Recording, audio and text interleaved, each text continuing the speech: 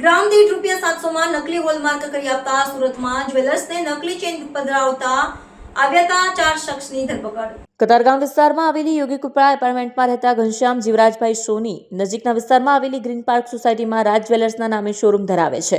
ગત સોમવારે 2 યુવકો તેમના શોરૂમ પર આવ્યા હતા અને એક ચેન બતાવી હતી. 916 હોલમાર્કવાળી આ ચેન તેઓ વેચવા માંગતા હતા. 10.830 ગ્રામ વજનની ચેનના 82,000 રૂપિયા થતા હતા, પરંતુ 30 વર્ષનો બહોળો અનુભવ ધરાવતા જ્વેલર્સને મામલો શંકાસ્પદ લાગ્યો હતો. એડવાન્સ પેટે તેમને 5,000 રૂપિયા આપી 1 કલાક બાદ બીજા 77,000 રૂપિયા આવીને લઈ જવા કહ્યું. તેમના ગયા બાદ ગેસ લાઇટર વડે ચેન ચકાસતા તેની નીચે તાંબુ જણાઈ આવ્યું હતું. નિયત સમયે બંને આવે તે પહેલા જ આ જ્વેલર્સે કતારગામ પોલીસને બોલાવી લીધી હતી.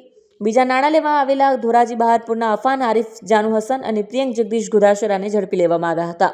પોલીસે આ પ્રકરણમાં ધોરાજીના કિશન શ્યામુ ધોળકિયા, જૂનાગઢના મોફીઝ અબ્દુલ અલી શેખ, કિરણ નિવૃત્તિ હસલે અને આનંદ મહેશ વડનગરાની ધરપકડ કરી હતી. સોનું અને તાંબુ મિક્સ કરીને ચેન બનાવતા. પોલીસ સૂત્રોના જણાવ્યા પ્રમાણે સોની કિશન ધોળકિયા પહેલા પકડાયેલા બંને યુવાનોને 20 ગ્રામ સોનું અને 80 ગ્રામ તાંબુ અથવા તો 40 ગ્રામ સોનું અને 60 ગ્રામ તાંબુ મિક્સ કરી ચેન બનાવી આપતો હતો. તે ગ્રામ દીઠ 700 રૂપિયા મજૂરી લઈ તેજ મોફીઝનો સંપર્ક કરી 916ના હોલમાર્કનું લાયસન્સ ધરાવતા કિરણ હસલે અને આનંદ વડનગરા પાસેથી કરાવી લાવતો હતો. 6 જેટલી ચેન આ રીતે બનાવવામાં આવી હોવાનું હાલ જાણવા મળ્યું છે. તેમની પાસેથી હોલમાર્ક મારવાનું માર્કિંગ મશીન અને કોમ્પ્યુટર કબજે કરાયા છે.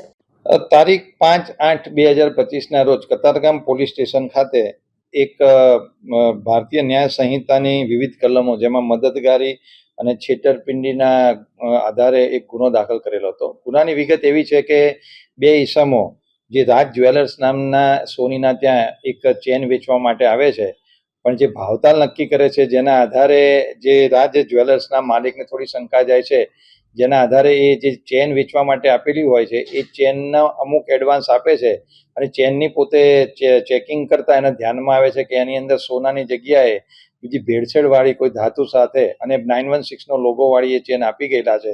તો આ છેતરપિંડી જેવી વિગત જણાતા રાજ જ્વેલર્સના માલિકનો કતારગામ પોલીસનો સંપર્ક કરતા કતારગામ પોલીસે વોચ રાખેલી હતી અને જ્યારે આ બંને ઈસમો આ ચેનના પૈસા લેવા જ્યારે સોનીની દુકાને આવે છે ત્યારે પોલીસ દ્વારા તે બંને ઈસમો જેમના નામ છે અફાન આરિફ જાનુ હસન અને પ્રિયંક જગદીશ ગોદાસરા, આ બંનેની પોલીસે જે તે વખતે ધરપકડ કરીને કાયદેસરની કાર્યવાહી કરેલી હતી. પરંતુ આ ગુનાની અંદર ઊંડાણપૂર્વક પોલીસ દ્વારા તપાસ કરવામાં આવતા એવું જાણવામાં આવેલું હતું કે આ બંને ઈસમો એ ત્યાં ધોરાજીના હતા અને આ બંને ઈસમો ધોરાજીનો એક ઈસમ છે કિશન શ્યામુભાઈ ધોળકિયા, એનો કોન્ટેક્ટ કરીને આ ડુપ્લિકેટ અથવા ભેળસેળવાળી ચેન બનાવતા હતા અને 916નો લોગો કરાવતા હતા. તો કિશન શ્યામુભાઈ ધોળકિયા એ પર ગ્રામ 700 રૂપિયાનો પોતાનો ચાર્જ કરીને એ ચેનની અંદર ભેળસેળ કરવા માટે જૂનાગઢના મોફીઝ અબ્દુલ અલી શેખને આપતો હતો. એટલે મોફીઝ અબ્દુલ શેખ છે એને પણ પોલીસે ધરપકડ કરેલી છે અને 916નો જે હોલમાર્ક છે જે ખરેખર સરકારી સ્ટેમ્પ હોય છે અને કાયદેસર રીતે કરી આપવામાં આવતો હોય છે, તે આ જે સ્ટેમ્પ છે 916નો એ જૂનાગઢની અંદર કિરણ નિવૃત્તિભાઈ હસબે અને આનંદભાઈ મહેશભાઈ વડનગરા આ બંને ઈસમો દ્વારા કરી આપવામાં આવતો હતો. તો પોલીસ દ્વારા જૂનાગઢથી આ બંને ઈસમોની પણ અટકાયત કરવામાં આવેલી છે અને જે BIS સર્ટિફાઈડ મશીન જે કરી આપવામાં આવતું હોય છે પોલીસે એને પણ રિકવર કરેલું છે અને આ ચારેય ઈસમોને પોલીસે આજે અટક કરીને કાયદેસરની કાર્યવાહી કરેલી છે.